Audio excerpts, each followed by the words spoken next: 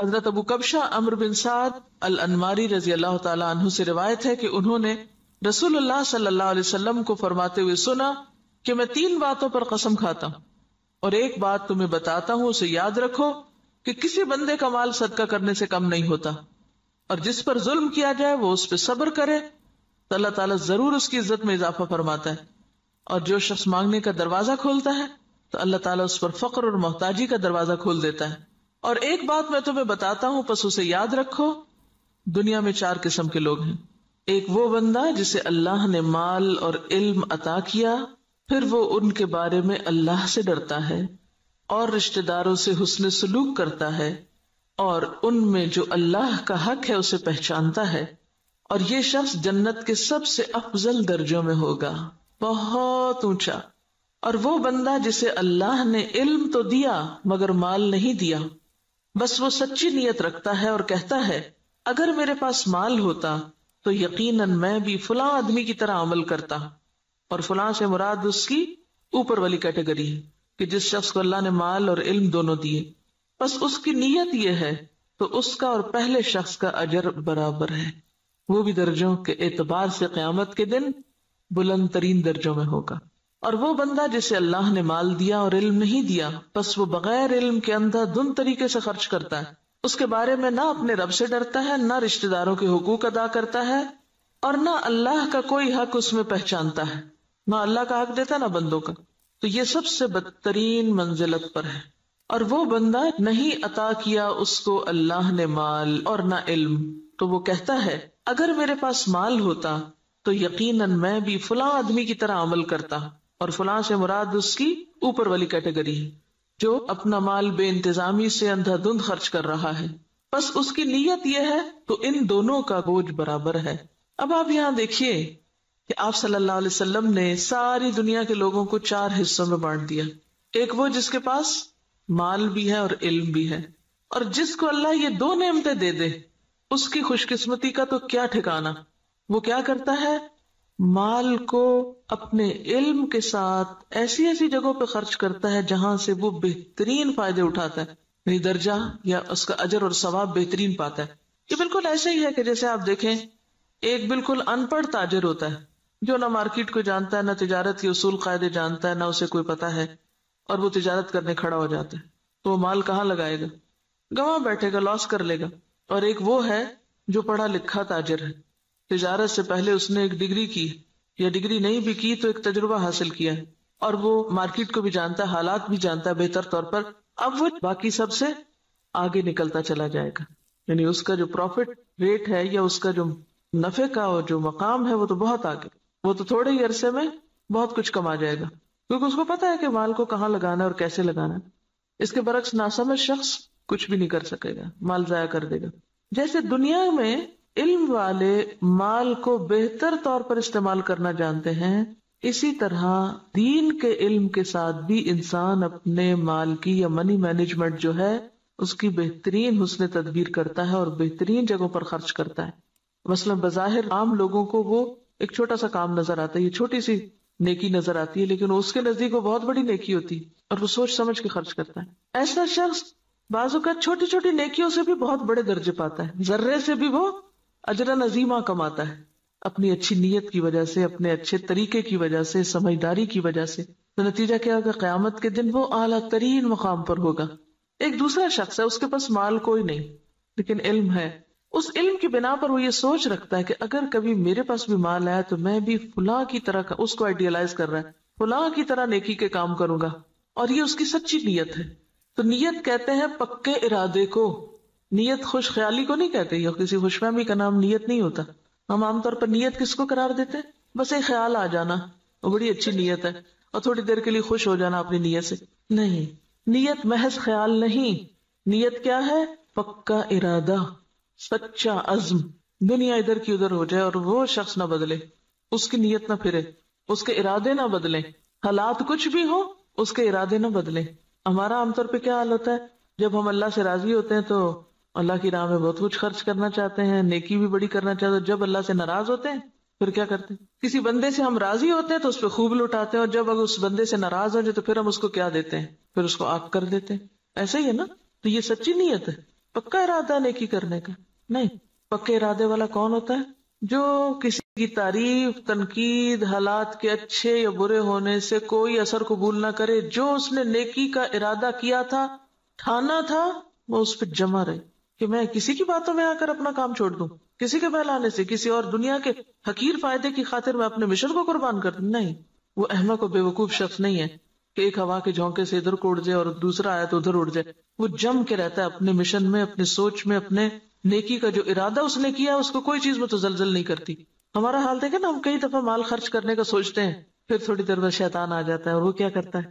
نیت خراب کر دیتا. ہوتا ہے نا ایسے کہ نہیں ہوتا کبھی آپ کے ساتھ؟ یہ سچی نیت کوئی نہیں ہوتی.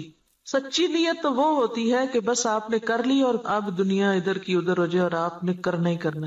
ایسی نیت اگر کسی کی ہے اور مال نہیں بھی تو اللہ تو نیتوں کو جانتا ہے نا. ہم عام طور پہ کب کہتے ہیں اللہ نیت جانتا ہے میری؟ صرف خود کو کور کرنے کے لیے. ایسے شخص کو اللہ تعالیٰ بغیر کچھ کیے بھی وہی درجہ دے گا جو ایک کرنے والا کر کے لے رہا ہے، محض نیت کی سچائی کی وجہ سے، ارادے کی پختگی کی وجہ سے، خیر پر استقامت کی وجہ سے. تو یہ چیز دین میں بہت ضروری ہے. تیسرا وہ شخص ہے کہ جس کے پاس مال ہے، علم کوئی نہیں. اب یہ الٹ گیا قصہ، پہلے کے پاس علم تھا، مال کوئی نہیں تھا. اب اس کے پاس مال ہے، علم کوئی نہیں. اب وہ کیا ہے؟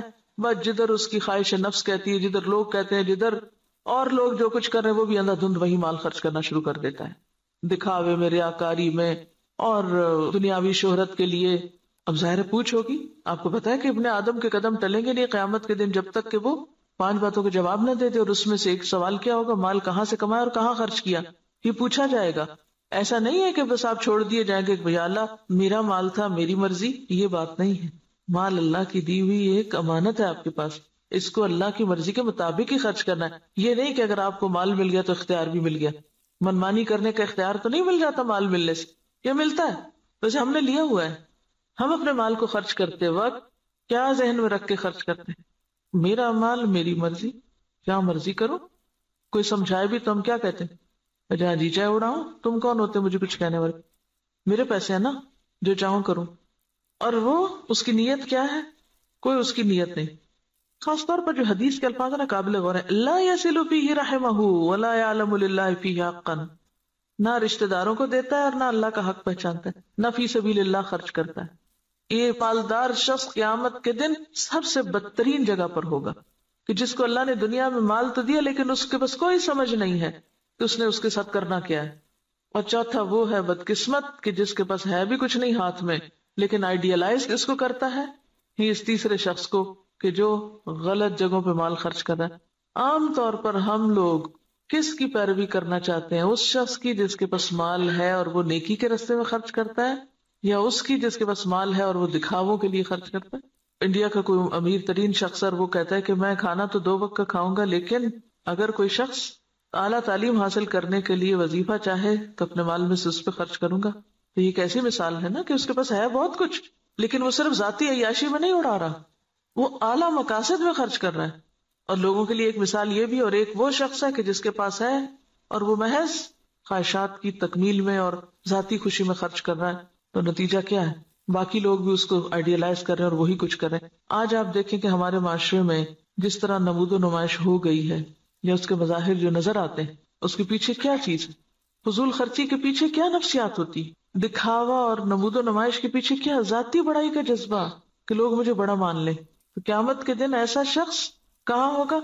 اخبث المنازل، اسفل سافلین، وہ سب سے نیچے ہوگا کیونکہ اس نے اللہ کی نعمت کا غلط استعمال کیا. تو ہم سب کے لیے کیا ضروری ہے کہ ہم اپنے اپنے طریقوں کا جائزہ لیں. کوئی پیسہ خرچ کرنے سے پہلے ذرا رک جائیں اور سوچیں کہاں دے رہے ہیں، کس کو دے رہے ہیں، کیوں دے رہے ہیں، کیا مقصد ہے، کیا نیت ہے، کیا ارادہ ہے. اور اگر مقاصد چھوٹے چھوٹے ہیں، صرف دنیا سامنے ہے تو چھوٹا دل ہے اور چھوٹی جزا ہے. اور اگر دل بڑا ہے، مقاصد بڑے ہیں تو ذات سے بھی کاٹ لیں گے، اپنے آرام سے بھی کاٹ لیں گے اور بڑی جگہ پر انویسٹ کریں گے. صرف زبان کے ذائقے پر ہی خرچ کرتے چلے جانا، صرف دل کے سکون میں لباس پر ہی خرچ کرتے چلے جانا، صرف اپنی ذات ہی کو یا اپنے ہی آرام کو دیکھتے چلے جانا اور دین کے اور اعلیٰ ترین مقاصد کو بھول جانا، تو دنیا میں بھی مسلمانوں کو کس سے دوچار کر رہا ہے.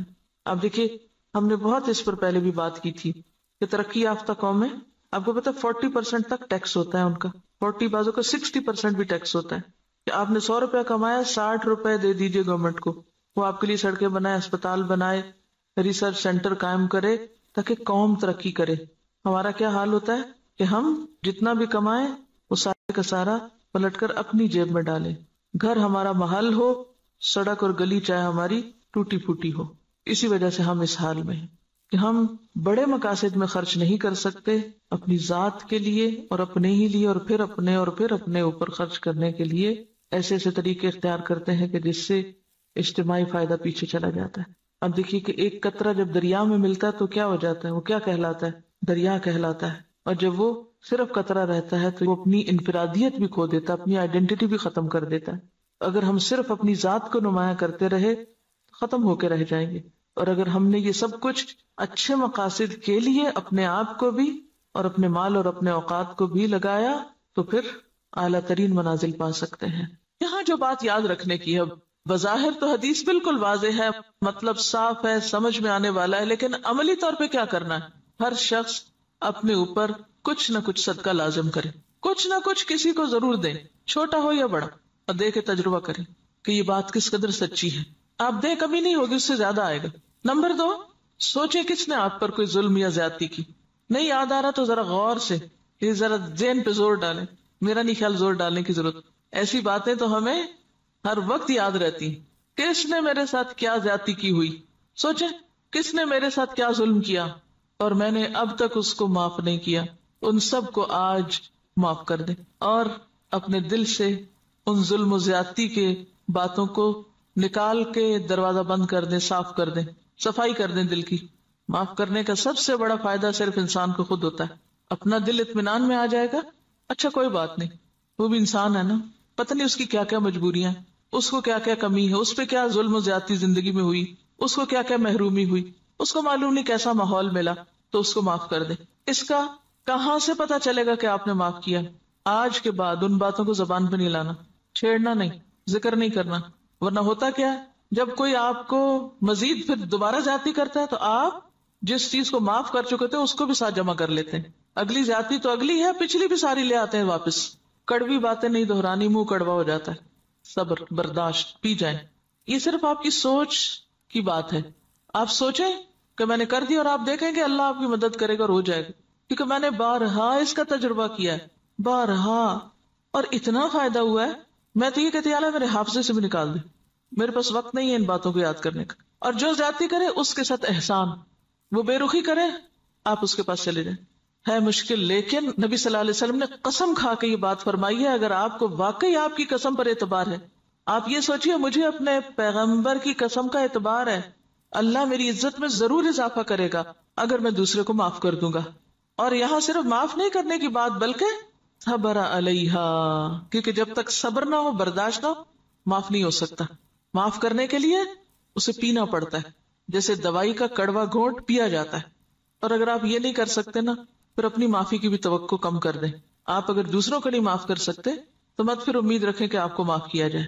اگر آپ واقعی چاہتے ہیں کہ اللہ آپ کی عزت میں اضافہ کرے، کیونکہ سارے کام تو آپ اپنی عزت ہی بڑھانے کے لیے کر رہے ہوتے ہیں لیکن الٹے کر رہے ہوتے ہیں، تو جو نسخہ نبی صلی اللہ علیہ وسلم نے بتایا ہے اس کو عمل کر کے ایک دفعہ دیکھیں۔ ہے حوصلے کی بات لیکن کر سکتے ہیں، ایسا نہیں کہ کیا نہیں جا سکتا۔ اگر آپ اپنی جان کے دشمنوں کو معاف کر سکتے ہیں، حمزہ کے قاتل وحشی کو معاف کر سکتے ہیں، ابو سفیان کی بیوی کو معاف کر سکتے ہیں، ہند کو معاف کر سکتے ہیں، کوئی بدلہ نہیں لیتے، کوئی انتقام نہیں لیتے، کوئی جرمانہ نہیں لیتے، تو وہی لوگ تو پھر آگے جا کے دین کی خدمت اور دین کی عزت کا ذریعہ بنتے ہیں۔ یہ عمل کا وقت ہے۔ اور تیسری چیز، لوگوں سے توقع ہٹا دیں، لوگوں کے سامنے ہاتھ نہ پھیلائیں، لوگوں کا بھروسہ چھوڑ کے اللہ پہ بھروسہ کریں، اللہ کی طرف توجہ کریں، کیونکہ جب انسان لوگوں کے سامنے ہاتھ پھیلانے لگتا ہے، لوگوں پہ توقع رکھنے لگتا ہے، تو نتیجہ کیا نکلتا ہے؟ صرف مایوسی ہوتی، صرف حسرتیں ہی جنم لیتی، لوگوں سے استغنا برتے ہیں۔ کسی شخص کے بارے میں اگر آپ کا علم یقین کی حد تک بھی ہونا کہ یہ شخص میرے لیے برا سوچتا ہے، آپ اچھا سلوک شروع کر دیں، آپ کا حسن اخلاق اس کا ذہن آپ کے بارے میں ضرور بدلے گا۔